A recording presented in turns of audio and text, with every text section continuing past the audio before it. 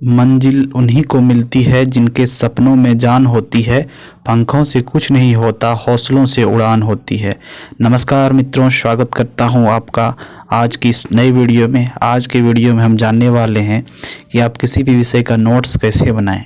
आइए हम पढ़ने का भी प्रयास करेंगे और शॉर्ट में कुछ बताने के भी प्रयास करेंगे। वैसे तो संभव नहीं है सारा पढ़ पाना, लेकिन जहाँ तक हो मैं प्रयास करूँगा, आपको पढ़ पढ़ के पूरा मैं बताने का कोशिश करूँगा। बने रहिए हमारे साथ इस वीडियो में। चलिए अभी देखेंगे, कुछ ट्रिक्स देखेंगे। जैसे स्टार करके आप लिख सकते हो कि कुछ जीव जो मछली के नाम से जाना जाता है परंतु वास्तविक मछली नहीं है, कौन कौन सा है। जैसे इसका मतलब है कि जेई क्राई क्यों दे इस चार शेर को। जैसे जेई मतलब जेली फिश, एस आई मतलब सिल्वर फिश, क्राई मतलब क्राई फिश, और सी मतलब कटल फिश, और डी मतलब ड्रेविल फिश, और स्टार फिश, स्टार मतलब सी मतलब सेल फिश, आर मतलब रेजर फिश। इस प्रकार से हम देख सकते हैं। जैसे देखिए जेली फिश को किस में रखेंगे हम, सिलेंट्रेटा संघ में रख सकते हैं। सिल्वर फिश को ऑर्थोपोडा संघ में रख सकते हैं। क्राई फिश को ऑर्थोपोडा संघ में रख सकते हैं। कटल फिश को मोलास्क संघ में रख सकते हैं। डेविल फिश को मोलास्क संघ में, स्टार फिश को इकोनोडर्माटा संघ में, और सेल फिश को ऑर्थोपोडा संघ में रख सकते हैं। रेजर फिश मोलास्क संघ में रह सकता है। और आगे चलते हैं। विषुवत भूमध्य रेखा और अक्षांश रेखा पर स्थित एक प्रमुख रेखा कौन कौन सा होता है। जैसे देखिए कौन कौन सा देश है जो मतलब ये विषुवत और भूमध्य रेखा पर 0 डिग्री पर स्थित है। इसका है Kenya, Congo, Brazil, Gabon, Indonesia, Gabon, Somalia, Uganda, Colombia और इक्वाडोर। ये सब सारे जगह जो हैं वो विषुवत रेखा या भूमध्य रेखा 0 डिग्री अक्षांश पर स्थित देश हैं। Kenya, Congo, Brazil, Indonesia, Gabon, Somalia, Uganda, Colombia और इक्वाडोर। 0 डिग्री देशांतर, 0 डिग्री देशांतर प्रधान मध्य रेखा में स्थित प्रमुख देश कौन कौन से हैं। यूके, फ्रांस और स्पेन, अल्जीरिया, घाना, बुर्किना फासो, टोंगा, आर्किटेक्चर और माली आदि। तो इस प्रकार से आप इसको बना सकते हैं और इसको देख सकते हैं। और आगे देखिए कि उभयधर्मी तत्व, उभयधर्मी तत्व के बारे में कुछ जानते कौन कौन से हैं। इसमें है कि ZNALSB और ASPBSNGA और CR को किस मतलब रखा गया है उभयधर्मी तत्व में। और अब देखिए कि यहाँ तक आप देख सकते हैं। इस प्रकार को आगे भी पढ़ेंगे, जैसे श्वेत सूत्र, कल्प सूत्र के बारे में आप आगे भी इसको अच्छे से पढ़ लेंगे। अब तब तक दूसरे पन्ने को पढ़िए। दूसरे पन्ने में हम देख रहे हैं कि औरंगजेब द्वारा लड़ा गया युद्ध। औरंगजेब जो था उनके द्वारा कौन कौन सा युद्ध लड़ा गया था, आइए उसको देखते हैं। इसमें से औरंगजेब द्वारा लड़ा गया पहला है कौन सा युद्ध है। इससे पहले कि आप सब्सक्राइब करते चलें और हम आगे बढ़ते हैं, आप सब्सक्राइब करें, अच्छी बात है। सब्सक्राइब करते हुए हम आगे बढ़ेंगे। तो प्रॉपर्टी में सर्वाधिक पाई जाने वाली धातु कौन सी है, तो एल्युमिनियम है। कौन सी पोटेशियम खनिज है, तो सिल्वाइन है। और इसी प्रकार देख सकते हैं आप अपना कि कौन कौन सा आपको पसंद है। जैसे देखिए बहादुर शाह जफर का युद्ध कब हुआ था, औरंगजेब द्वारा लड़ा गया था। बहादुरपुर का युद्ध लड़ा गया था औरंगजेब का। और धायरान का युद्ध भी 1658 में लड़ा गया था। और चालुक्य विक्रम संवत में समुद्रगुप्त युद्ध जो होता है वो 1658 में हुआ था। और देवराय का युद्ध 1659 में हुआ था। और पाकिस्तान पंगुराज बना था। इसी प्रकार से आप इस नोट को बना सकते हैं। अब हम पन्ना को पलटेंगे और दूसरा देखते हैं कि अगला पेज आपको दिखा पाते। देखिए मैं सीरियली बना नहीं पाया, इसका रीज़न है कि मैं चाहता था कि सारा मतलब दिखा सकूं। ये मेरा पर्पस ये नहीं है कि इसमें आपको पढ़ाने के लिए, बस मैं दिखा रहा था कि कौन कौन से नोट्स बनाए जा सकते हैं और किस प्रकार से बनाए जा सकते हैं। इसी प्रकार आप देखिए ये अब हम पढ़ेंगे, देखेंगे ये किस तत्व को प्रोटॉनों की संख्या समान परंतु न्यूट्रॉनों की संख्या भिन्न भिन्न हो सकती है, क्या कहलाता है, तो उसको आइसोटोप या समस्थानिक कहते हैं, जिसमें समान प्रोटॉन की संख्या हो। भूप्रपट्टी में सर्वाधिक पाया जाने वाला तत्व क्या है, तो ऑक्सीजन। ऑक्सीजन जो है भूप्रपट्टी पर सबसे ज़्यादा पाया जाता है। सबसे क्रियाशील धातु कौन है, तो पोटेशियम। पोटेशियम जो है सबसे क्रियाशील धातु होता है। इसको आप देख ले, 2 से 3 बार इसको रिवाइज कर लेंगे अगर अपने एग्जाम में, तो ये आपके लिए फ़ायदेमंद होगा। अब अगले कुछ क्वेश्चन को स्किप करके आगे बढ़ते हैं कि नीलम का रासायनिक सूत्र क्या है, Al2O3। Al2O3 नीलम का सूत्र है। अब आगे देखिए कि विटिकल्चर अंगूर उत्पाद से, हाइड्रोपोनिक्स और मृदा विहीन पादप संवर्धन। रक्त को जमाने में कौन सा प्रोटीन उपयोग में आता है? तो इसमें होगा फाइब्रोनेजन। फाइब्रोनेजन का इसमें बहुत बृहद पैमाने पर उपयोग किया जाता है, और इसका आप एग्जाम्पल भी देख सकते हैं कि किस प्रकार फाइब्रोनेजन का इसमें प्रयोग किया जाता है। और इसी प्रकार AgCuFev में सबसे अधिक अन्य कौन सा तत्व? Au में सबसे अधिक तन्य कौन सा होता है? तो Au जो होता है सबसे अधिक तन्य होता है। ये आप बूझ सकते हैं, बढ़िया से बूझने के लिए है ये चीज़। विटामिन का आविष्कारक व फंक जो थे, विटामिन A का आविष्कार किए थे, और बी का आविष्कार मैकुलन ने किया था। कौन सी विटामिन गर्म करने में नष्ट किया जाता है? विटामिन जो गर्म करने पर कौन सा विटामिन नष्ट हो जाता है? तो विटामिन C, जिसको अगर गर्म किया जाए तो वो नष्ट हो जाता है। हाँ, इसको आप देखते RBC का, जैसे देखिए पानी का अंदर, तो नहीं सब्सक्राइब करते चलिए दोस्तों हमारे चैनल को, और इससे क्या होगा कि आपको सारे नोटिफिकेशन मिलते जाएंगे, और हम इसी तरह का वीडियो बनाते हैं कि किस प्रकार क्या किया जाए नहीं किया जाए, इस संबंध में हम बताते चलते हैं, और इससे आपको भी आसानी होती है और नोट्स आपके भी बन जाते हैं और आपको दिक्कत नहीं होता है। चलिए आगे बढ़ते हैं। इसमें देखिए क्या है अगला देखिए, मैं सारा क्वेश्चन सीरियली नहीं बता रहा हूँ। इसका रीज़न ये है कि ये पढ़ पाना मुश्किल है। मेरा पर्पस था बस दिखाना, मतलब कि किस प्रकार से सिंपल नोट्स, ये कोई हाई प्रोफाइल नोट्स नहीं है, एक सिंपल सा नोट्स है जिसके क्विक मतलब आप स्टडी कर सकते हैं परीक्षा के समय में, और ये स्टडी के माध्यम से आप जो है मतलब अपने नोट्स बना के जल्दी से अच्छे स्कोर कर सकते हैं। जैसे समतल दर्पण द्वारा बना प्रतिबिंब आभासी तथा सीधा होता है। आकाश का नीला रंग प्रकाश का प्रकीर्णन के कारण होता है। पृथ्वी पर किसी वस्तु का पलायन वेग 11.2 km/s है। और इसके बाद वायु गामा किरण की वेदन क्षमता सर्वाधिक होती है। और जिप्सम का सूत्र CaSO4 × 2H2O। जिप्सम का क्या होता है कि CaSO4 × 2H2O, ये जिप्सम का सूत्र होता है। इसी प्रकार इसको एक बार फिर से देख लेंगे, एक बार, दो बार, तीन बार, जितने में आपको समझ में आए आप इसको अच्छे से देखिए और फिर आप आगे बढ़ सकते हैं। जैसे देखिए 2, 3, 4, 5, 6 जितने बार में होता है, क्योंकि देखिए ये क्विक है, मतलब ये मतलब जो आपने अभी तक पढ़ा था उसका ये सार है। इसके माध्यम से आप पूरे को रिवाइज करते। चलिए दूसरे पन्ने पर पलटते हैं, देखते हैं इस पीछे में कुछ क्वेश्चन यहाँ पे भी मतलब यूटिलाइज करना है एक चीज़ से एक चीज़। जैसे देखिए भूमपट्टी पर सर्वाधिक पाई जाने वाली धातु Al है, मतलब एल्युमिनियम है। और कौन सा, दोस्तों सब्सक्राइब करते चलिए, क्योंकि ये कहना पड़ता है, आप लोग करते नहीं हैं सब्सक्राइब कीजिएगा तो मनोबल बढ़ेगा और ज़्यादा से ज़्यादा वीडियो में लाने का कोशिश करूँगा। तो जैसे देखिए भूमपट्टी पर सर्वाधिक पाए जाने वाला धातु Al है। कौन पोटेशियम का खनिज है? सिल्वान। और मिश्र धातु स्टील किसका मिश्रण होता है? लोहा और कार्बन का। नीलम का रासायनिक रूप है एल्युमिनियम और ऑक्साइड।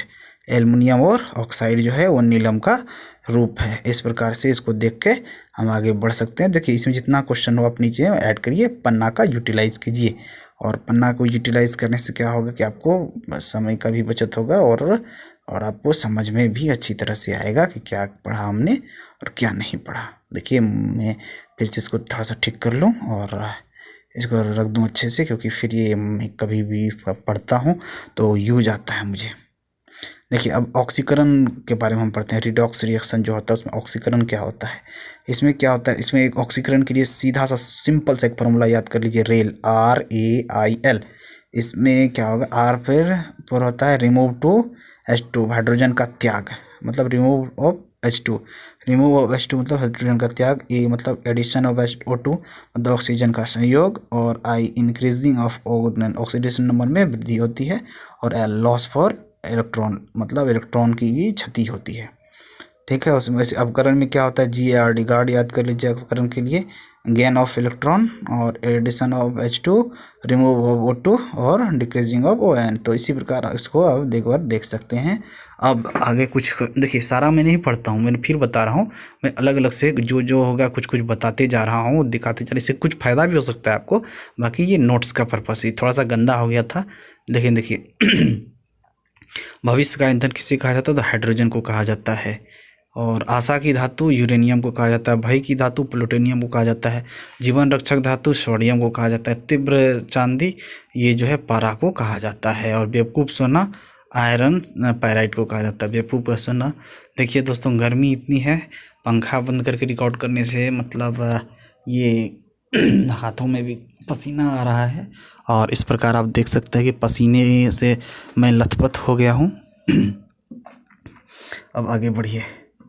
मरकरी का को क्या कहते हैं? मिलिएटम रोग, इसका मिनियमाटा रोग होता है, इससे कैडमियम से इटाई रोग होता है, और शीशा से तंत्रिका तंत्र वाला रोग होता है, आर्सेनिक से ब्लैक पंगो फुट होता है, फ्लोराइड से दंतोरस्थी वाला रोग होता है, नाइट्रेट से ब्लूबेरी सिंड्रोम होता है, और अभी से देखिए आगे बढ़ के बढ़ जाते हैं कि लाल लिटमस को उपस्थित में लिटमस पत्र वाला क्वेश्चन जो होता है कभी कभी आ जाता है, तो इसमें कौन सा लीला कौन सा लाल होता है, इसको एक बार देख लीजिएगा। ये देखने से कुछ आसानी हो जाएगी आपको। और इसके बाद इसके देखिए 2 से 3 बार तो ओवरऑल इसको पढ़ना है।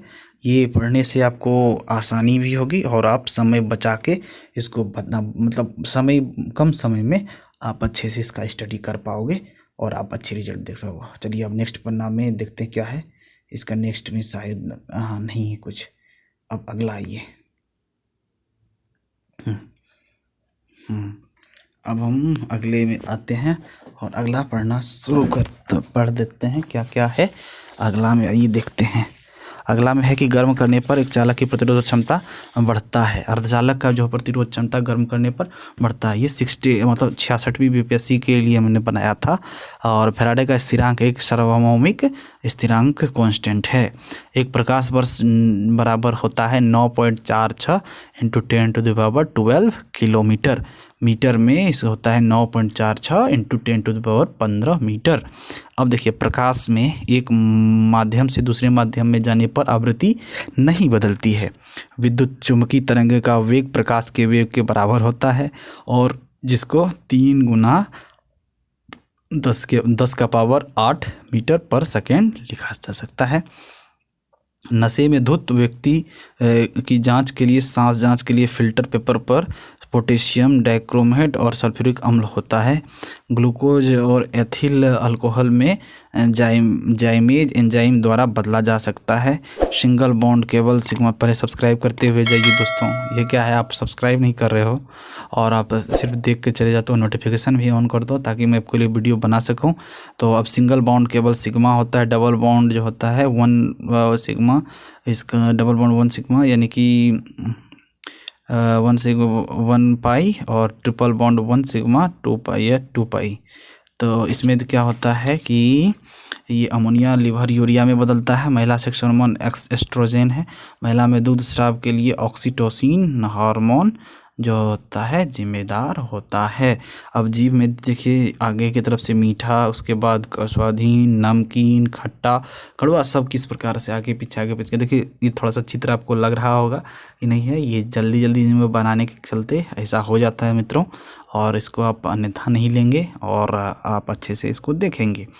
देखिए अब इसके बाद देख सकते हैं कि ऊपर से एक बार फिर से मैं रिव्यू करा दूं आपको कि किस प्रकार से मैंने बनाया है और किस प्रकार से देखिए कि एससी का प्रतिशत सर्वाधिक मिजोरम में है। मिजोरम में सबसे ज़्यादा है एससी, लेकिन संख्या में सबसे ज़्यादा एससी कहाँ है, वो मध्य प्रदेश में है। ये एससी मतलब शेड्यूल ट्राइब। और शेड्यूल कास्ट प्रतिशत में सबसे अधिक कहाँ है, पंजाब में। और संख्या में कहाँ है, उत्तर प्रदेश में। प्रतिशत में पंजाब और संख्या में उत्तर प्रदेश में ये बहुत है। हाँ, इसके बाद देखिए अब क्या है, पंचायती राज में 29 कार्यों की सूची 243 जी में रखा गया है। 243 जी में 29 कार्यों की सूची रखी गई है। आप इसको आसानी से देख सकते हैं। और देखिए, सुभाष चंद्र बोस के राजनीतिक गुरु किसको माना जाता है? सुभाष चंद्र बोस के राजनीतिक गुरु चित्तरंजन दास को माना जाता है। एशिया का सबसे बड़ा द्वीप बर्नियो द्वीप है, जिसे इंडोनेशिया, ब्रुनेई, मलेशिया का अधिकार है, जिस पर इंडोनेशिया, ब्रुनेई और मलेशिया का अधिकार है। सबसे ज़्यादा वन्यजीव अभ्यारण्य अंडमान निकोबार में है, लेकिन राज्य में महाराष्ट्र, अंडमान निकोबार में 94 वन्यजीव अभ्यारण्य और महाराष्ट्र में 49 वन्यजीव अभ्यारण्य है, मतलब वाइल्ड लाइफ सेंचुरीज। अब इसको देख सकते हैं। लेटेस्ट नेशनल पार्क के अंदर है देहिंग पटकाई नेशनल पार्क असम में। ये पहला मरीन समुद्री एनपी कच्छ की खाड़ी और जामनगर में है। इस प्रकार इसको आप 2 से 3 बार देखेंगे और फिर आगे की ओर बढ़ जाएंगे। देखते हैं, अब इसको एक बार ओवरव्यू कर लें। ओवरव्यू करने से क्या होता है कि अगर कोई पॉइंट छूट जाए, ऐसा नहीं है कि जैसे ग्लूकोज, फ्रुक्टोज, माल्टोज, सुक्रोज ये वाला सब हो सकता है छूट गया हो, तो इसको किस प्रकार देखेंगे, तो इसको क्या करना पड़ता है, दोबारा देखना पड़ता है। और देखिए चित्तरंजन दास तो किसके गुरु थे, राजनीतिक गुरु तो माना जाता था। चित्तरंजन दास को माना जाता था सुभाष चंद्र बोस का गुरु। तो इसी प्रकार से इसको हम बार बार देखने से ये होगा कि हमारा कंसेप्ट भी क्लियर होगा और हमें बातें भी समझ में आएंगी और हमारा काम भी होता जाएगा। और इसी प्रकार से अब फिर चलिए अब देखते हैं कि अगले पन्ने पे देख लें, क्योंकि इस पन्ने में अब हो गया है, क्योंकि इसमें देखिए सिग्मा बॉन्ड हो गया, डबल बॉन्ड हो गया, ट्रिपल बॉन्ड हो गया, ये सब हो गया। फीमेल सेक्स हार्मोन के बारे में भी आपने देख लिया। और देखिए ये मैं बता नहीं रहा हूँ, बस दिखा रहा हूँ कि इस प्रकार से आप इसको एक एक पन्ने में इसको लीजिए और बनाइए। चलिए पन्ने को पलटते हैं और अगला पन्ना देखते हैं।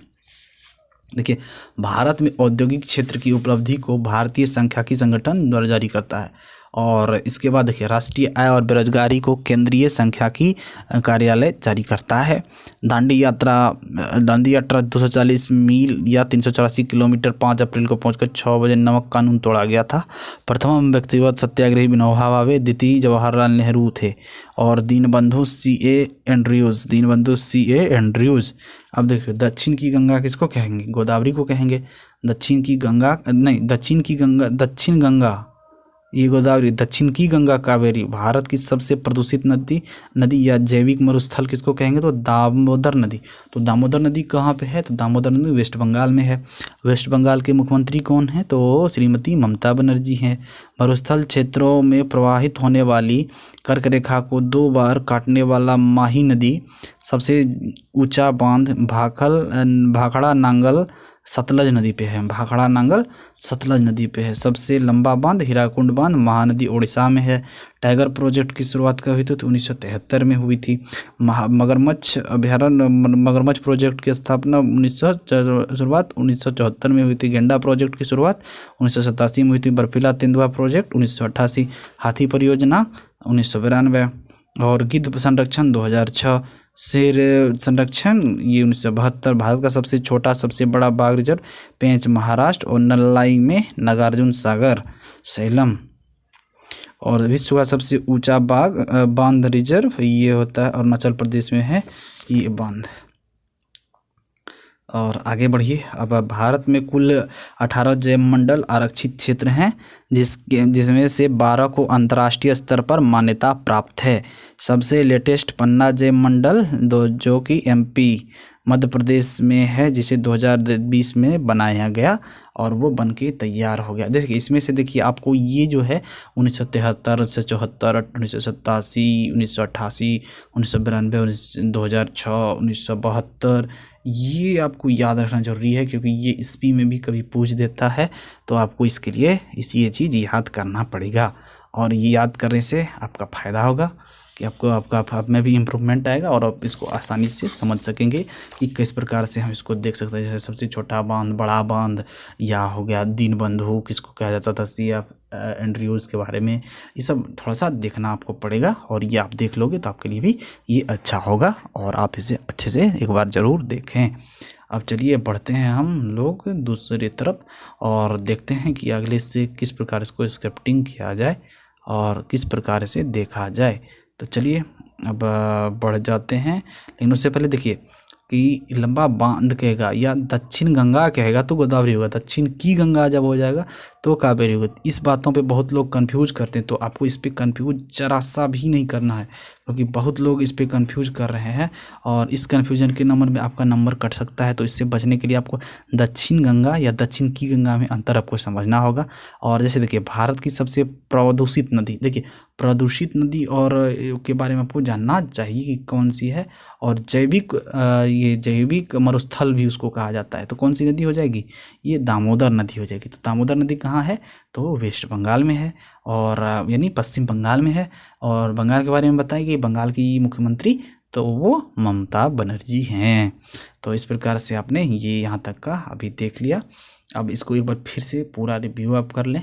रिव्यू करने के बाद चलिए अब अगले पन्ने पे पहुँचते हैं। अब देखिए अब कौन सा आप निकालना चाहें।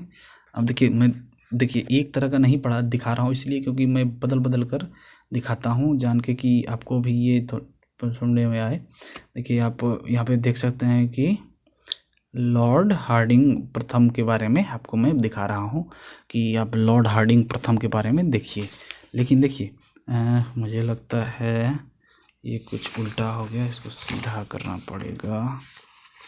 लॉर्ड हार्डिंग प्रथम लॉर्ड हार्डिंग प्रथम। अच्छा जी, चलिए इसको सीधा करते हैं। हाँ, ये 13 से शुरू हो गया है तो इसको आगे बढ़ा रहे हैं। देखिए इसको पलटना पड़ेगा। हाँ, इसको शायद पलट के देखते हैं। हाँ, इस प्रकार इस तरफ से 1 से लिखा हुआ, तो 1 से हम इसको शुरू करेंगे। 1 में सबसे पहले नंबर पे आप देखिए ऊपर मैंने लिख दिया भारत के गवर्नर जनरल तथा वायसराय, ये कौन कौन रहे हैं उसके बारे में देख रहे हैं। तो सबसे पहले देखेंगे वारेन हेस्टिंग के बारे में। देखिए वारेन हेस्टिंग का मैं दिखा दे रहा हूँ। ये वारेन हेस्टिंग साहब हैं, इनके द्वारा क्या क्या किया गया था। इसके द्वारा जो है 1773 में रेगुलेटिंग एक्ट लाया गया था। 1784 का पिट्स इंडिया एक्ट लाया गया था। 1784 में एशियाटिक सोसाइटी का निर्माण हुआ था और एशियाटिक सोसाइटी ऑफ बंगाल की नींव रखी थी विलियम जोन्स ने इनके कार्यकाल में। और प्रथम मराठा युद्ध इनके कार्यकाल में हुआ था, यानी 1775 से 82 में। और सालाबाई की संधि जो 1782 में इन्हीं के काल में हुआ था। और 1780 से 1884 को द्वितीय मैसूर युद्ध, बंगाल में द्वैध शासन की समाप्ति और कलकत्ता बंगाल की राजधानी इन्हीं के शासन वारेन हेस्टिंग के समय में बनी। लंदन में इस पर महाभियोग चला। लंदन में वारेन हेस्टिंग पर महाभियोग भी चलाया गया था, यानी कि वो एक ऐसे मतलब गवर्नर थे जिन पे वारेन हेस्टिंग जिन पे लंदन में महाभियोग भी चलाया गया था। यानी कब लंदन में किस पे महाभियोग चला था, ये क्वेश्चन भी आता है, तो आपको इस पे याद रखना है कि वारेन हेस्टिंग पे महाभियोग चलाया गया था। और वारेन हेस्टिंग जो थे वो उन्होंने 1972 में प्रत्येक ज़िले में फौजदारी तथा दीवानी अदालतों की स्थापना की। फौजदारी और दीवानी अदालत की स्थापना किसने की, तो इन्होंने वारेन हेस्टिंग ने थी, वारेन हेस्टिंग के द्वारा किया गया। और प्रथम मदरसा का स्थापना किसने किया था 1781 में, तो 1781 में मुस्लिम शिक्षा के विकास के लिए प्रथम मदरसा का स्थापना वारेन हेस्टिंग के द्वारा किया गया था। गीता के अंग्रेजी अनुवादकार विलियम विल्किंसन चार्ल्स को हेस्टिंग ने आश्रय प्रदान किया। गीता के जिसने अनुवाद किया अंग्रेजी में उसको वारेन हेस्टिंग ने संरक्षण भी प्रदान किया था। और पुराने मुगल सम्राट को मिलने वाला 26 लाख रुपये की वार्षिक पेंशन बंद करवा दी। वारेन हेस्टिंग ने मुगल सम्राट की वार्षिक पेंशन बंद करवा दी थी। तो किसने बंद करा दी, वारेन हेस्टिंग। अब हम जानेंगे लॉर्ड कॉर्नवालिस के बारे में। चलिए अब लॉर्ड कॉर्नवालिस को हम देखते हैं। अब हम जानेंगे लॉर्ड कॉर्नवालिस के बारे में। लॉर्ड कॉर्नवालिस को आप देख रहे होंगे डिस्प्ले पर अपना। ये लॉर्ड कॉर्नवालिस थे जिनके द्वारा जिले का समस्त अधिकार कलेक्टर को सौंपा गया था, यानी कि लॉर्ड कॉर्नवालिस ने इसे सौंप दिया था। और ये पृथ्वीकरण का सिद्धांत का दिया था। ये कंपनी के कर्मचारियों को व्यक्तिगत व्यापार पर प्रतिबंध लगाया था। कौन, देखिए लॉर्ड कॉर्नवालिस जो थे 1786 से 1793 तक इनका कार्यकाल था। और इनके समय में तृतीय मैसूर युद्ध यानी कि 1790 से 92 में हुआ तथा श्रीरंगपट्टनम की संधि लॉर्ड कॉर्नवालिस के समय में हुआ। बंगाल में अस्थाई बंदोबस्त इनके समय में लागू किया गया जो 1793 में। और सिविल सेवा का जनक लॉर्ड कॉर्नवालिस को ही बोला जाता है और समझा जाता है। कंपनी के कर्मचारियों को निजी व्यापार पर रोक किसने लगाया, तो लॉर्ड कॉर्नवालिस ने। लॉर्ड कॉर्नवालिस के द्वारा कंपनी के कर्मचारियों को व्यापार पर रोक लगा दिया गया। आईएएस को सारा अधिकार, एक जिलाधिकारी को सारा अधिकार इनके द्वारा ही दिया गया। अब हम देखते हैं सर जॉन शोर के बारे में हम देखते हैं कि सर जॉन शोर के बारे में पर 1 मिनट पहले देख ले। सर जॉन शोर के द्वारा क्या क्या किया गया इनके कार्यकाल में वो देखते हैं। 1793 में चार्टर अधिनियम इनके कार्यकाल में आया, सर जॉन शोर के कार्यकाल में। इसके बाद अवध के उत्तराधिकार विवाद में हस्तक्षेप किया। अवध में के उत्तराधिकार विवाद में सर जॉन शोर ने हस्तक्षेप किया। और इलाहाबाद का कंपनी के साम्राज्य में विलय, इलाहाबाद का विलय उन्होंने कंपनी के साम्राज्य में कराया। कौन, यानी कि सर जॉन शोर ने इलाहाबाद का विलय कंपनी के साम्राज्य में कराया। और निजाम और मराठाओं के बीच खरदा की लड़ाई इनके कार्यकाल में यानी कि 1795 में हुई। निजाम और एवं मराठाओं के बीच खरदा की लड़ाई सर जॉन शोर के कार्यकाल में यानी कि 1795 ईस्वी में हुई थी। यानी कि खरदा में ये लड़ाई लड़ी गई थी। निजाम यानी कि निजाम, हैदराबाद के निजाम और मराठों के बीच लड़ी गई थी। इसी प्रकार आप इसको देख सकते हैं, 2 से 3 बार देखें तो इसी छोटे छोटे पॉइंटों में अगर लिखिएगा तो आपको ये होगा कि आपको समझने में भी आसानी होगी और आसानी से आप कर पाएंगे इसको आसानी से। अब लॉर्ड वेलीजली 1798 से 1805 तक गवर्नर रहे और इनके द्वारा क्या क्या किया गया आइए हम इनको भी देखेंगे और विस्तृत से जानेंगे कि लॉर्ड वेलीजली के द्वारा क्या क्या किया गया। जैसे इनका इंदौर में होलकरों की सहायक संधि स्वीकार नहीं की थी इनके समय में, तो उनके साथ इन्होंने क्या किया था। चलिए इसको अब देखते हैं इनके बारे में। तो सहायक संधि 1798 में शुरू की। सबसे पहले यह संधि हैदराबाद के निजाम से 1798, उसके बाद मैसूर 1799, तंजौर 1799, अवध 1801 और पेशवा 1802 में ये सहायक संधि को माना। सहायक संधि के जन्मदाता कौन थे? तो सहायक संधि के जन्मदाता डुप्ले थे, फ्रांसिस डुप्ले, फ्रांसीसी थे जो डुप्ले, उन्होंने सहायक संधि के बारे में सबसे पहले बताया था। चतुर्थ मैसूर युद्ध कब लड़ा गया? तो 1799 में, जिसमें कि चतुर्थ मैसूर युद्ध में 1799 में टीपू सुल्तान की मृत्यु हो गई और टीपू सुल्तान मारा गया। द्वितीय मराठा युद्ध कब हुआ था? तो 1803 से 5 में लॉर्ड वेलीजली के समय में। और बसीन की संधि 1802 में हुआ था। बसीन की संधि किसके समय में हुआ था? लॉर्ड वेलीजली के समय में हुआ था बसीन की संधि। और लॉर्ड वेलीजली स्वयं को बंगाल का शेर कहा करता था। लॉर्ड वेलीजली अपने आप को बंगाल का शेर कहा करता था। ये था लॉर्ड वेलीजली के बारे में कुछ। अब हम जानेंगे लॉर्ड वेलीजली के बारे में पूरा हमने जान लिया। अब हम इसको 1-2 बार फिर से देख लें। अब हम सर जॉर्ज बारले के बारे में जानेंगे। आइए देखिए, हम अब देखते हैं सर जॉर्ज बारले के बारे में। इनका कार्यकाल 1805 से 1807 ईस्वी तक रहा था। ये क्या क्या किए थे इनके बारे में थोड़ा सा जान लें। रियासतों में हस्तक्षेप की नीति का समर्थन, मतलब रियायतों में हस्तक्षेप की नीति का समर्थन किया था सर जॉर्ज बारले ने। और इसके बाद वेल्लोर की सिपाही विद्रोह 1806 में, यानी कि मद्रास तमिलनाडु में जो वेल्लोर है वहाँ पे 1806 में सिपाही विद्रोह इन्हीं सर जॉर्ज बारले के समय में हुआ था। सर जॉर्ज बारले के समय में 1800 में वेल्लोर में हुई सिपाही विद्रोह महत्वपूर्ण घटना, ये महत्वपूर्ण घटना थी जो कि सर जॉर्ज बारले के समय में वेल्लोर तमिलनाडु में घटी थी। ये घटना जो कि सर जॉर्ज बारले के कार्यकाल में किया गया हुआ था, तो इसलिए इनसे इसको जोड़कर देखा जाता है सर जॉर्ज बारले को। तो हम जान गए अब सर जॉर्ज बारले के बारे में। अब हम अगला देखेंगे लॉर्ड मिंटो प्रथम के बारे में। तो चलिए अब देखते हैं लॉर्ड मिंटो प्रथम। आइए दोस्तों, अब हम लॉर्ड मिंटो प्रथम के बारे में जानते हैं। लॉर्ड मिंटो प्रथम के समय में चार्टर एक्ट 1813 में पास हुआ था। और लॉर्ड मिंटो जो थे इनके समय में 1807 से 1813 में रंजीत सिंह के साथ अमृतसर की संधि हुई थी। यानी कि 1809 ईस्वी में मतलब रंजीत सिंह के साथ लॉर्ड मिंटो प्रथम की संधि हुई थी। तो लॉर्ड मिंटो प्रथम के बारे में आपने जाना। उसका कार्यकाल 1807 से 1813 और इनके समय में अमृतसर की संधि हुई थी। अब हम जानेंगे लॉर्ड हेस्टिंग के बारे में।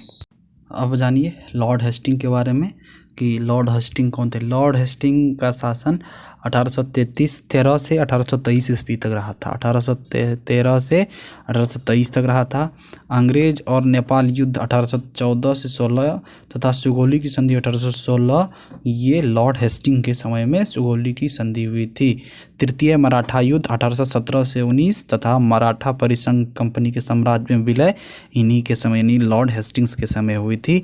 बम्बई प्रेसिडेंसी की स्थापना 1818 में और 1818 में लॉर्ड हेस्टिंग के द्वारा हुई थी। पिंडारियों का दमन 1817 से 18 में लॉर्ड हेस्टिंग के समय हुआ। सिंधिया के साथ संधि 1817 में लॉर्ड लॉर्ड हेस्टिंग के समय हुआ। मद्रास के गवर्नर टॉमस मुनरो के द्वारा रैयतवाड़ी बंदोबस्ती लागू की गई 1820 में। किसके समय में? तो लॉर्ड हेस्टिंग के समय में बंदोबस्ती लागू की गई। लॉर्ड हेस्टिंग जो था मतलब आंग्ल नेपाल युद्ध लड़ा था। और लॉर्ड हेस्टिंग जो थे मतलब मराठों की शक्ति को अंतिम रूप से नष्ट कर दिया था। कौन? लॉर्ड हेस्टिंग, जो मराठों की शक्ति का नष्ट कर दिया था। और इनके समय में प्रमुख नेता कौन सब थे? वसील मोहम्मद, चीतू एवं करीम खां थे पिंडारियों के नेता। इन्होंने पिंडारियों को भी मतलब इन्होंने दबाया था। तो ये था लॉर्ड हेस्टिंग के बारे में। और लॉर्ड एम्स्टर्म के बारे में पढ़ेंगे। लॉर्ड एमहर्स्ट के समय में 1823 से 28 इसका समय था। और प्रथम बर्मा युद्ध इसी के समय में हुआ था, यानी कि आंग्ल बर्मा युद्ध लॉर्ड एमहर्स्ट के समय में हुआ था। और बर्मा में अंग्रेज़ों के बीच यानडुबू की संधि इसके ही समय में हुआ था। और सैन्य विद्रोह बैरकपुर में 1824 में इसी के समय में हुआ था। बैरकपुर का विद्रोह भी इन्हीं के समय में हुआ था। तो बैरकपुर में कौन सा विद्रोह हुआ था? तो सैन्य विद्रोह। अब हम देखेंगे लॉर्ड विलियम बेंटिक के बारे में देखेंगे। Lord William Bentinck. Lord William Bentinck जो था 1828 से 1835 का समय था। और सती प्रथा पर रोक लॉर्ड विलियम बेंटिक ने 1829 में लगाया था। ठगी प्रथा का अंत 1830 में लॉर्ड विलियम बेंटिक ने किया था। 1833 का चार्टर अधिनियम लॉर्ड विलियम बेंटिक के समय में आया था। 1835 का शिक्षा संबंधी सुधार, शिक्षा का माध्यम अंग्रेजी बनाए जाने की घोषणा, ये लॉर्ड विलियम बेंटिक के समय में हुआ था। मैसूर दुर्ग और मध्य कंधार की साम्राज्य में विलय, ये कंधार का विलय जो किसने कराया था? तो Lord William Bentinck. Ranjit Singh के साथ मित्रवत कौन था? Lord William Bentinck. और इनके समय में और क्या क्या हुआ था? लॉर्ड विलियम बेंटिक के समय में सती प्रथा का खत्म किया। बंगाल में का प्रथम गवर्नर जनरल बना था। बंगाल का प्रथम गवर्नर जनरल वारेन हेस्टिंग इसके समय में बना था। किसके समय में? तो इनके समय में। अब हम पढ़ेंगे लॉर्ड मेटकाफ के बारे में। आइए हम जानते हैं चार्ल्स मेटकाफ के बारे में।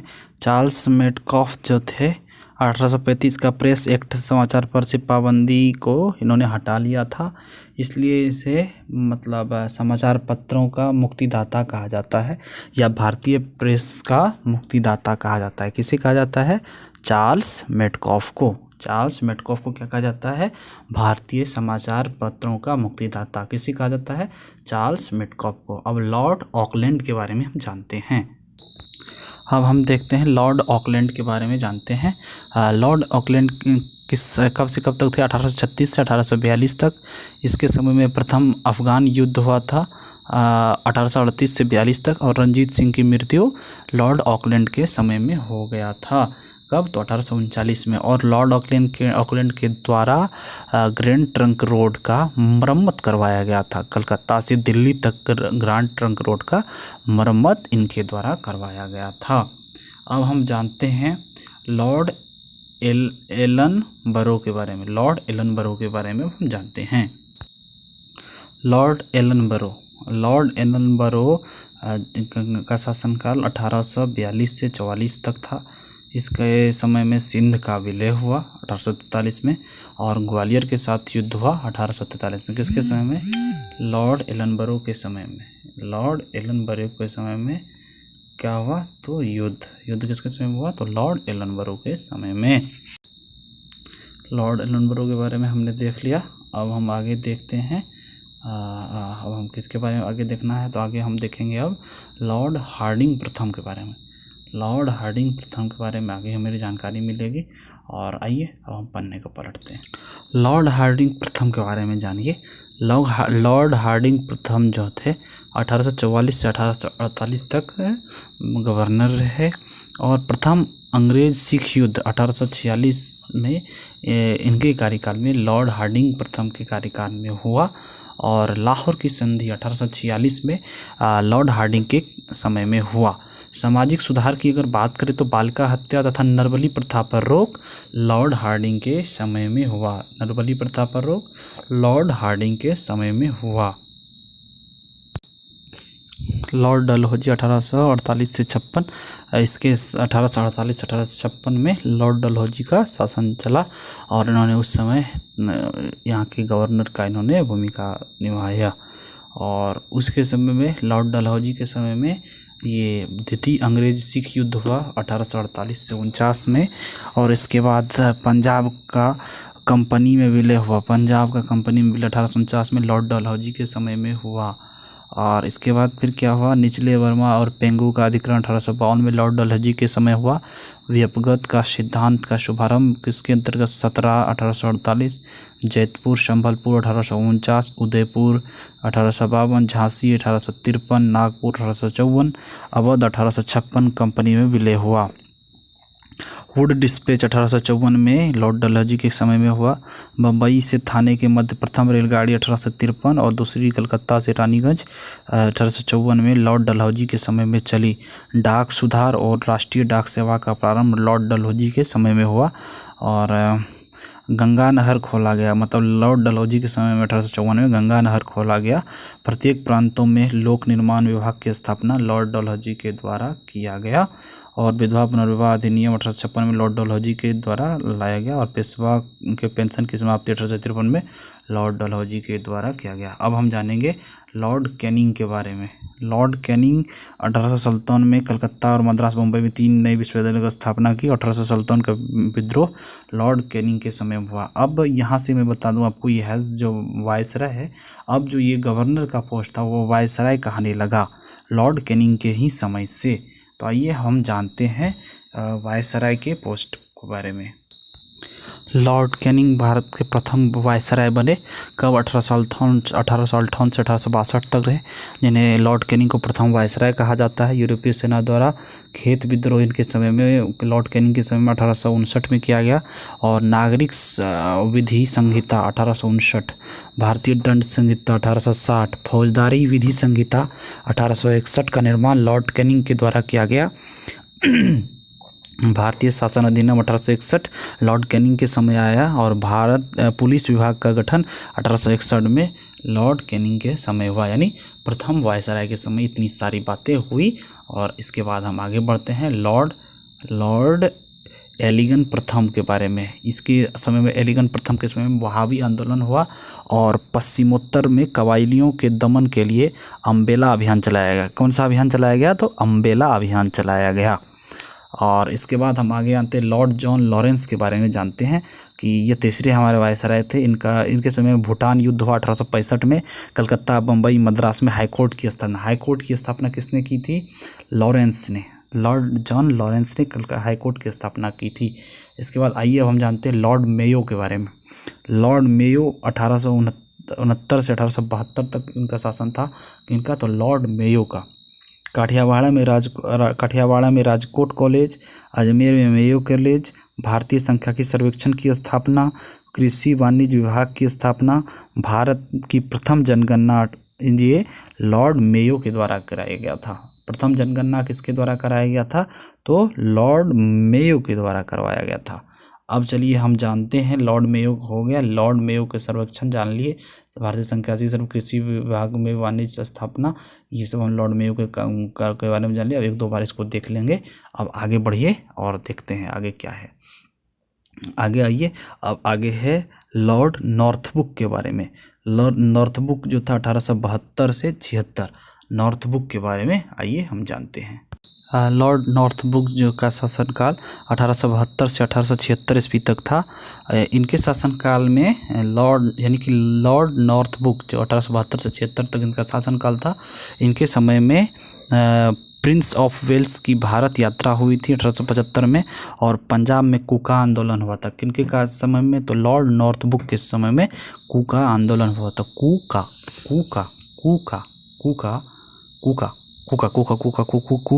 आंदोलन लॉर्ड नॉर्थबुक के समय में हुआ था। कौन सा आंदोलन? कूका आंदोलन।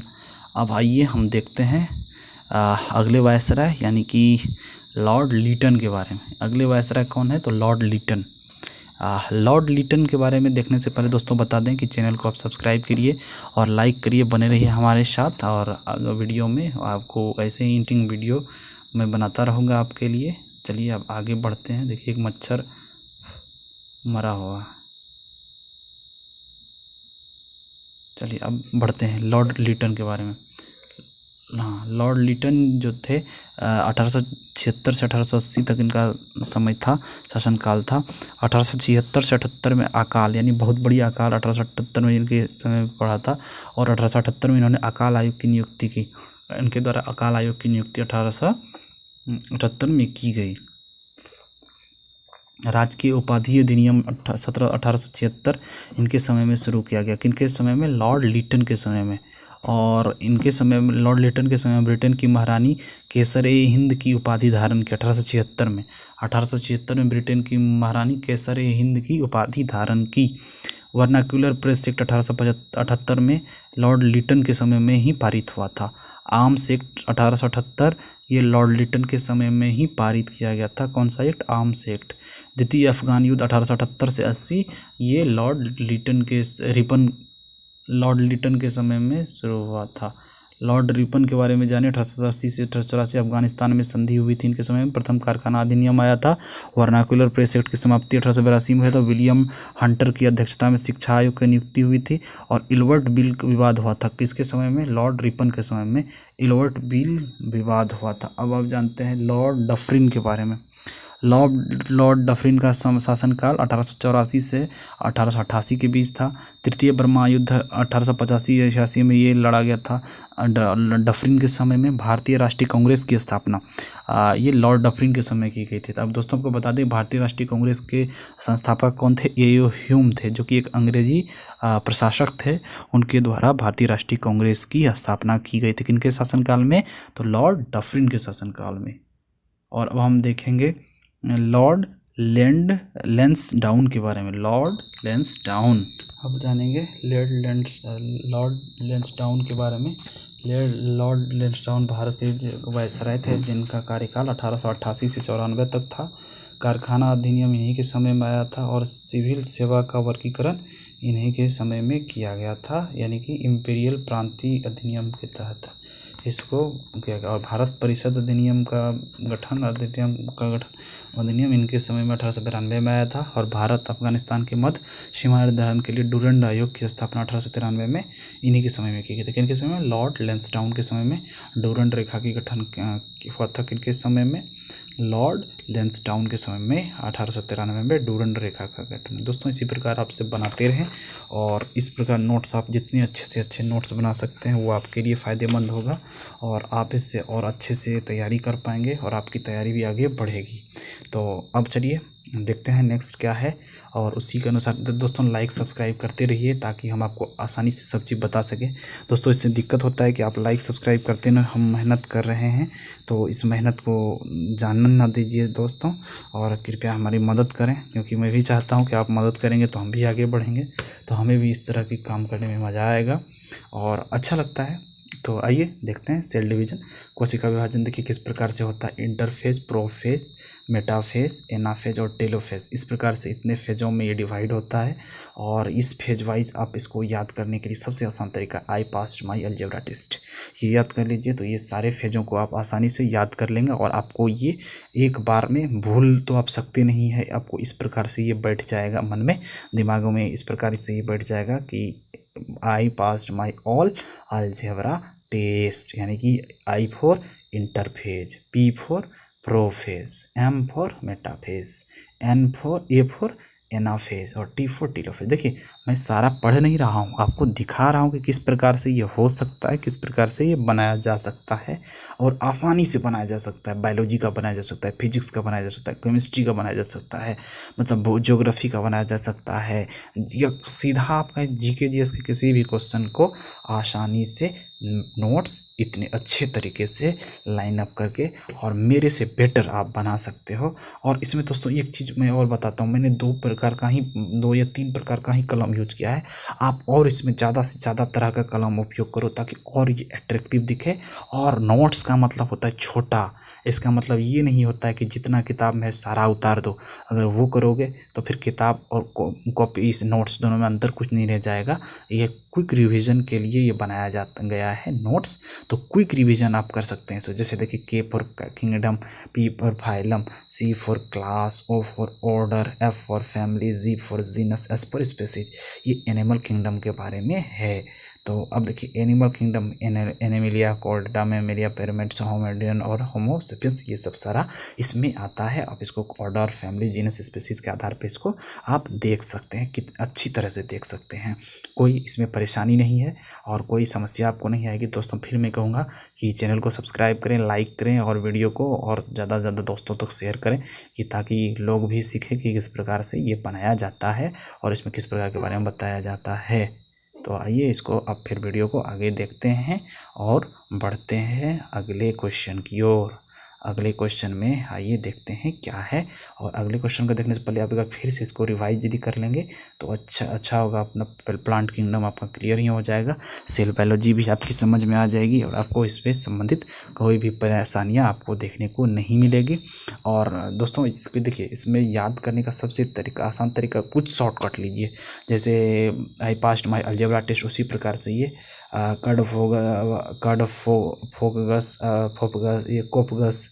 कोपगस जो है, इस प्रकार से आप इसको याद कर सकते हैं कि DCOFGS कडफोगस को याद करके आप इसे आसानी से कर सकते हैं। आइए बढ़िए अब नेक्स्ट देखते हैं।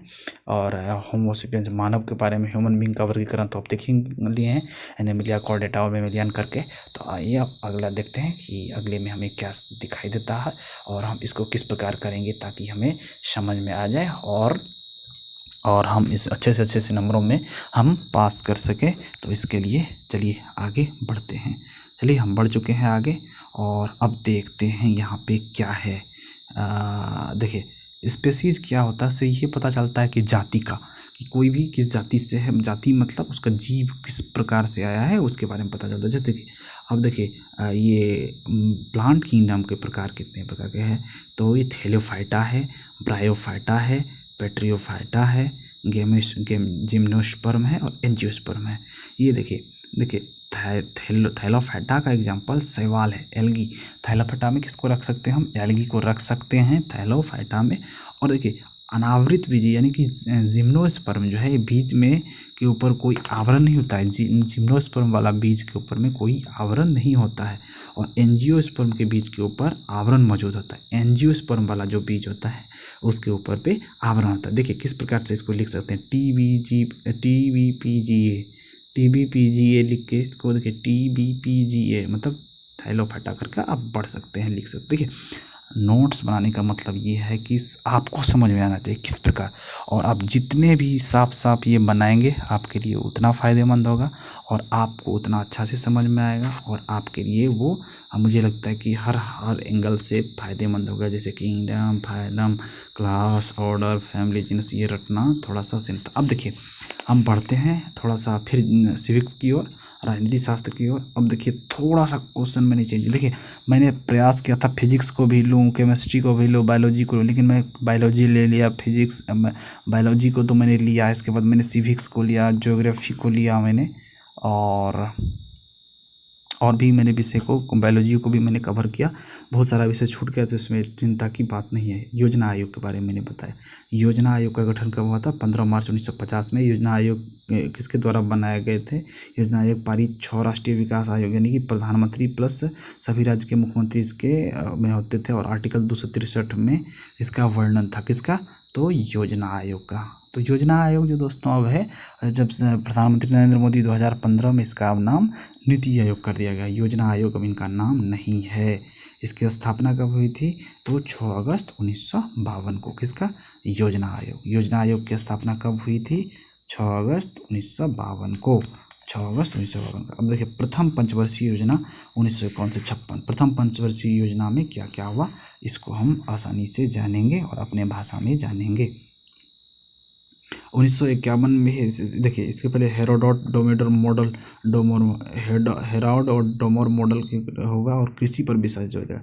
खेती पर उस समय प्रथम पंचवर्षीय योजना में खेती पर बहुत ज़्यादा जोर दिया गया, क्योंकि उस समय संसाधन का अभाव था और भारत उस समय उभर ही रहा था और थोड़ा थोड़ा करके काम हो रहा था।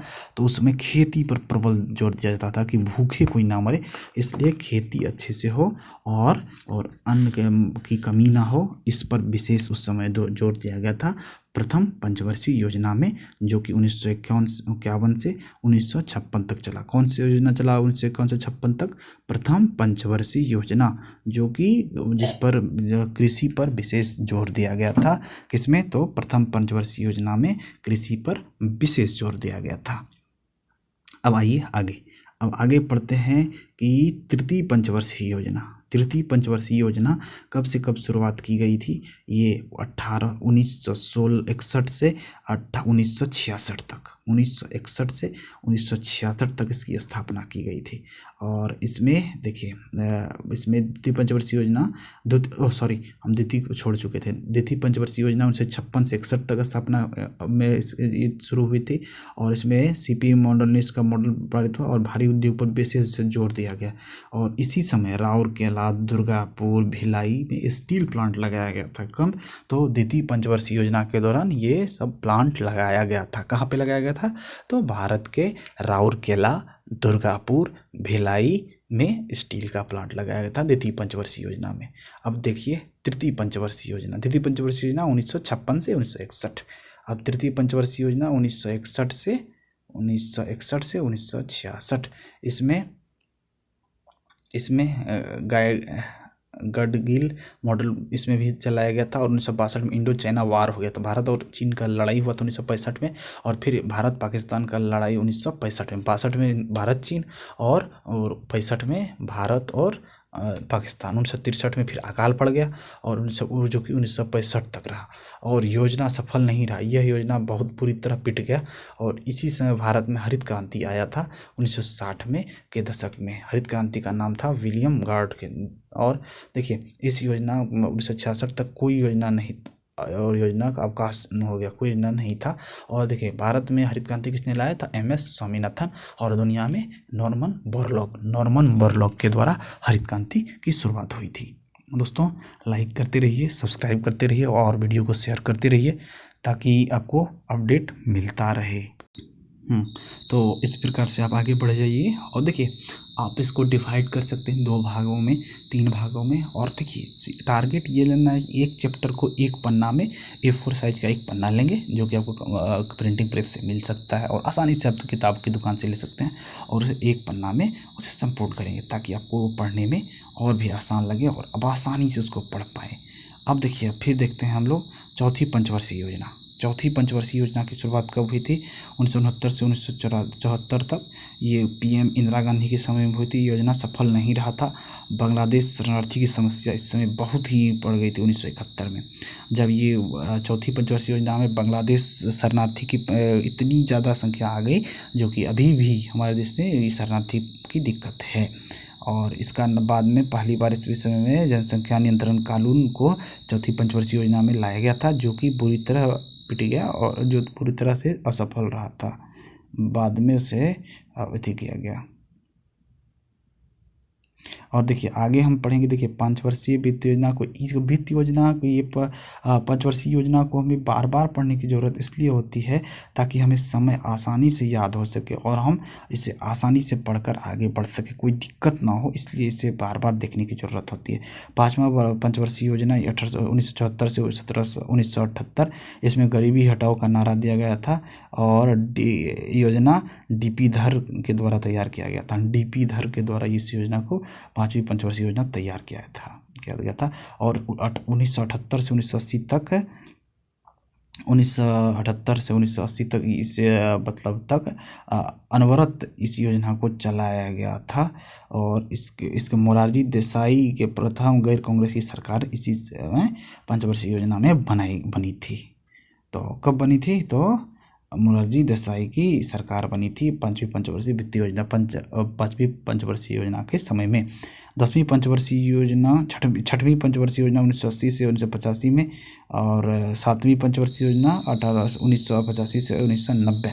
और देखिए पंचवर्षीय योजना जो इम्पोर्टेंट होगा उसी को मैं बता सकता हूँ। देखिए 7वीं पंचवर्षीय योजना में जवाहर रोजगार योजना लगाया गया था। कब? 7वीं पंचवर्षीय योजना में। और फिर 1990 से 92 तक कोई योजना नहीं आया था। आर्थिक समस्या उस समय में आई थी। और 8वीं पंचवर्षीय योजना 1992 से 97 में उदारीकरण मौद्रीकरण की नीति इस समय अपनाई गई थी। कब?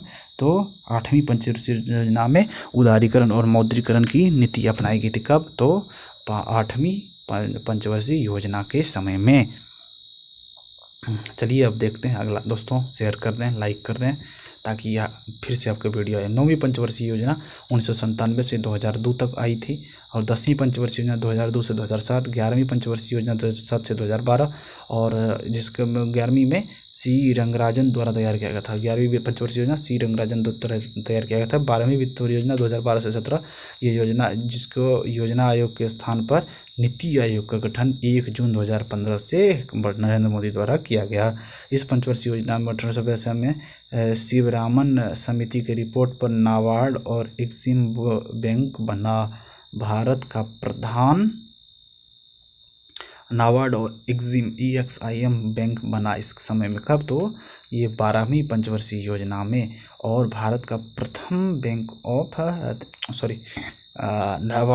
नाबार्ड कब बना? तो ये 12वीं वित्त योजना में। और भारत का प्रथम बैंक ऑफ हिंदुस्तान 1770 में इसकी स्थापना हुई थी। पूर्णतः भारतीय डाक संचालित व्यवसाय भारतीय बैंक पंजाब नेशनल बैंक था। 55 में गोखला समिति की रिपोर्ट इंपीरियल बैंक के राष्ट्रीयकरण के समय SBI के नाम से कर दिया गया। इंपीरियल बैंक को SBI के नाम से नामित कर दिया गया था। RBI की स्थापना 1 अप्रैल को हुआ था। RBI की स्थापना 1 अप्रैल 1935 को हुआ था। 1 अप्रैल 1935 को हुआ था। यह किसकी सिफारिश पे हुआ था? हिल्टन आयोग की सिफारिश पे हुआ था। RBI की स्थापना हिल्टन आयोग की सिफारिश पे RBI की स्थापना हुई थी। तो इसी प्रकार आप देख सकते हैं। देखिए आपको 2-3 बार इसको देख लेने से ये बहुत आसानी से याद हो जाता है। इसके लिए आपको टेंशन लेने की कोई बात नहीं है। और ये आपके एग्ज़ाम के लिए बहुत ही मदद देने वाला है ये। हाँ, तो अब देखिए जबकि गुणवत्ता की विधि से आप इसको देख सकते हैं कि किस प्रकार से ये आपके लिए फ़ायदेमंद है और कैसे है। इस प्रकार आप इससे आइडेंटिफाई कर सकते हैं। आप और ही अच्छा पेपर का यूज कर सकते हैं। आप हरा लाल पीला, हरा लाल ब्लू ब्लैक सब हरा लाल काला इस प्रकार का आपका नीला इस सब प्रकार का आप पेन यूज कर सकते हैं, जिससे कि आपका जो ये है मतलब नोट्स और अच्छा बने और अच्छी तरह से इसका मतलब आप रिवीजन कर पाएँ। और रिवीजन करने से ये आपको इसका फ़ायदा मिलेगा। और इसके बाद इसमें मतलब सिर्फ छोटे छोटे पॉइंटों में इसे लें कि ताकि ये पढ़ने में आपको सहूलियत हो, आसानी हो और आपको समझ में भी आ जाए। और इसके बारे में आपको अच्छी से डीप जानकारी होनी चाहिए, जिसके बारे में आपको ये भी पता चले कि क्या आप अपने बनाया है और आप देखें तो आपको समझ में आ जाए कि ये गोखला समिति की रिपोर्ट क्या थी। SBI के नामकरण को नाम कैसे बदला गया था। भारत का प्रथम बैंक ऑफ हिंदुस्तान 1770 में इसका स्थापना हुआ था। और इंपीरियल बैंक का राष्ट्रीयकरण SBI के नाम से कब हुआ था। तो ये सब हमें जानने की ज़रूरत है कि इंपीरियल बैंक हो या पंजाब नेशनल बैंक हो, इस सब के बारे में रिपोर्ट के। फिर से मैं नोट्स को आपको दिखा रहा हूँ। नोट्स बनाते समय हल्की सी सावधानी रखनी चाहिए ताकि आप अच्छे से नोट्स बना सकें। और नोट्स बनाने के बाद आपको इस चीज़ का हमेशा ध्यान रखना चाहिए कि नोट्स सही जगह पर रखें और ज़रूरत पड़े तो क्विक रिवीजन कभी कभी करें, ताकि आपको भी कंसेप्ट सारा क्लियर हो जाए और आपको ना कि पढ़ने में या कुछ करने में कोई दिक्कत ना हो। इससे आपकी भी रुचि बनी रहेगी। और देखिए मैंने अभी नोट्स टेस्ट को पूरा किया, यानी कि नोट्स बनाने का सारा process with the help of पढ़ने का तरीका, कैसे मैंने फिजिक्स का बायोलॉजी का बनाया, कैसे मैंने हिस्ट्री का बनाया, कैसे मैंने मतलब मिडवेल हिस्ट्री का बनाया, कैसे मैंने राजनीतिक शास्त्र का बनाया, कैसे मैंने बायोलॉजी का बनाया, ये आपको मैंने बताया। तो इसलिए मैंने लिखा नोट टेस्ट पूरा। तो देखिए पूरा नहीं होता, जब तक आप पढ़ाई कर रहे हो तब तक ये आपको बनाना ही पड़ता है। तो आप इसे अच्छे से बनाते रहो और अच्छे से अगर आप बनाओगे, जैसे देखिए आप एक A4 साइज़ का पेपर ले लोगे A4 साइज़ के पेपर में आप जो है आप उसमें अच्छी तरह से लिखोगे। और आप हैंड राइटिंग का हमेशा ख्याल रखना कि हैंड राइटिंग अच्छी हो। हैंड राइटिंग अच्छी होने से एक फ़ायदा ये है कि आपकी हैंड राइटिंग अगर अच्छी हो रही है तो आपको बाद में यदि दोबारा आप उस नोट्स को पढ़ोगे तो आपको पढ़ने में भी आनंद आएगा और आपको थोड़ी सी भी ये नहीं लगेगा कि अरे यार क्या पढ़ रहा हूँ, समझ नहीं आ रहा, इस टाइप का चीज़ नहीं होगा। और हाँ, इसमें समझ कर ही पॉइंट लिखें, अनावश्यक पॉइंट को लिखने की ज़रूरत नहीं है। जो पॉइंट आपको समझ में आता हो बस उसी को लिखना है और उसी के साथ हमें आगे बढ़ना है ताकि हमें मतलब समझ में आए। क्योंकि देखिए ये तो चुनाव है नहीं कि जो मन तो सो करें। यहाँ पे देखिए ऑप्शन जैसे रहेगा कि हाइड्रोजन का त्याग, ऑक्सीजन का संयोजन, ऑक्सीजन संख्या में वृद्धि, इलेक्ट्रॉन की क्षति। आपको ये समझ में आना चाहिए कि ऑक्सीकरण में हाइड्रोजन का त्याग होता है और अवकरण में इलेक्ट्रॉन की प्राप्ति होती है। देखिए अगर ये याद नहीं होगा तो फिर तो काम नहीं चलने वाला है। तो ये याद करने के लिए आपको ये याद होना ही चाहिए कि कैसे गेन प्राप्ति कैसे होते हैं। अब जैसे देखिए अवकरण में होता है क्या, डिक्रीजिंग ऑफ ऑक्सीडेशन नंबर, मतलब इसमें ऑक्सीडेशन नंबर डिक्रीज कर जाता है। जबकि देखिए रिडक्शन में ऑक्सीडेशन में ऑक्सीडेशन नंबर ऑक्सीकरण संख्या में वृद्धि होती है। तो इसी प्रकार से मतलब थोड़ी थोड़ी बातों को हम ध्यान रखेंगे तो हमें सावधानी से इस तरह से अगर देने से हमें सावधान रहेंगे तो हमें दिक्कत नहीं होगी और किसी भी तरह की समस्याएं का सामना हमें नहीं करना पड़ेगा और हम आसानी से इस टेस्ट को पूरा कर पाएंगे और इससे हमको कोई दिक्कत नहीं होगा। जैसे मरकरी, पारा, कैडमियम, सीसा, आर्सेनिक, फ्लोराइड, इस कॉपर, इस प्रकार से हम इसको देखेंगे तो इस प्रकार से हम इसे पूरा करेंगे। तो इस प्रकार से आप हम वीडियो को देखते रहिए और इसमें कोई भी तरह की समस्या हो तो आप हमें बताइएगा। किसी भी तरह का फिर से नोट्स का बनाए मैं इसके माध्यम से एक शुरुआत कर रहा हूँ। मैं प्रयास करूँगा कि मैं 2 पेज ही नोट्स बनाऊं तो उसको आपको दिखाऊं। इससे क्या होगा कि आपको भी नोट्स पढ़ाया जाएगा और आपके साथ मैं भी पढ़ लूँगा, मेरा भी रिवीजन हो जाएगा। इससे देखिए इसमें वो गाना है ना कि तेरा घाटा मेरा कुछ नहीं जाता वाला, इसमें तेरा घाटा मेरा कुछ नहीं जाता, वही वाला बात है कि इसमें वो चीज़ नहीं है कि तेरा घाटा मेरा कुछ नहीं जाता। इसमें ना ही आपका घाटा है ना मेरा घाटा है, मैं भी पढ़ लूँगा, मुझे भी कुछ जानकारियाँ हो जाएंगी और आप इसको देख लोगे, समझ लोगे तो आपकी भी जानकारियाँ हो जाएगी और आगे बढ़ने में दोनों को मौका मिलेगा। और देखिए इसमें कोई भी दिक्कत नहीं होने वाली है और बने रहिए इस तरह की पूरे वीडियो में। आप एक बार फिर से देख लीजिए कि क्या क्या मैं बताया था। फिर से एक बार अच्छी तरह से देखिए कि गोदावरी को किस नाम से जाना जाता है, कहाँ की गंगा कहा जाता है। और देखिए खट्टा स्वाद आगे आता है, पीछे आता है, विटर आता है, ये सब देखिए बीपीएससी के स्टूडेंट ऐसे नोट्स बनाया करते हैं। तो इस प्रकार से आप इस प्रकार पर ध्यान दें और नोट्स बनाएं और अपना ध्यान रखें अच्छे से कि आप स्वस्थ रहें और समृद्धि आपके घर आए। इस प्रकार से आप इसे आगे बढ़ सकते हैं, लिख सकते हैं, कोई भी तरह की कोई दिक्कत नहीं आएगी। सावधानी का में हमेशा लिखें और आप हमेशा इस बात का ध्यान रखें कि समय व्यर्थ की चीज़ों में आपका ना जाए। आप आज अगर एक चैप्टर इतिहास आपने पढ़ा तो जैसे कि मौर्य साम्राज्य को आपने पढ़ा तो एक छोटा सा एक पेज लेंगे, उसमें मौर्य साम्राज्य का एक नोट्स बना लेंगे जिससे कि आपको पढ़ने में दोबारा रिवाइज करने में आपको पूरा किताब ना उल्टना पड़े और आप कम समय में नोट्स के माध्यम से अच्छे तरीके से आप पढ़ पाएँ। आज के लिए बस इतना ही दोस्तों। हमें प्यार देने के लिए आपका बहुत बहुत धन्यवाद।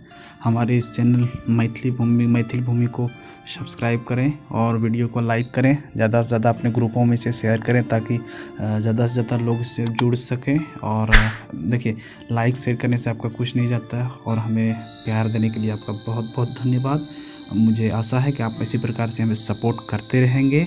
आपकी सपोर्टों की वजह से मैं आज यहाँ हूँ और मुझे लगता है कि आपके हमें सपोर्ट की ज़रूरत सब दिन होगी। आज के वीडियो में बस इतना ही। मिलते हैं अगले दिन एक नई वीडियो के साथ। तब तक के लिए लेता हूँ विदा। जय हिंद, वंदे मातरम। दोस्तों आप अपना ख्याल रखिए, अच्छे से रहिए, स्वस्थ रहिए, सकुशल रहिए और प्यार बांटते रहिए। जय हिंद, वंदे मातरम।